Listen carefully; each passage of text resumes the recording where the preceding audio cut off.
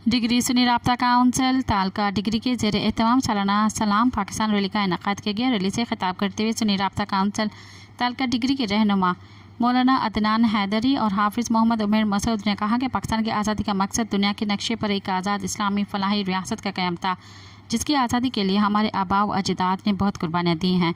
आज इस मुल्क पाकिस्तान की आज़ादी किसी नेमत से कम नहीं। उन्होंने कहा कि कायद आज़म मोहम्मद अली जिन्ना ने कुरान करीम को पाकिस्तान सुप्रीम लॉ करार दिया था और कश्मीर को पाकिस्तान की शहरक आज बानी पाकिस्तान की तालीमात और बयानी पर अमल किया जाए तो बहुत से बहरानों से निकला जा सकता है। उन्होंने कहा कि पाक फ़ौज के जवान सरहदों पर जानों का नजराना पेश कर रहे हैं।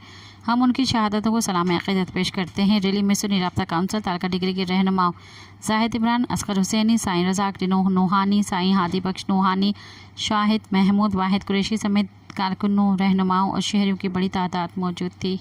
सब्सक्राइब कयो अवामी न्यूज़ HD खे ऐं ताज़ा तरीन ख़बरुनि लाइ ॾिसंदा रहो अवामी न्यूज़ HD।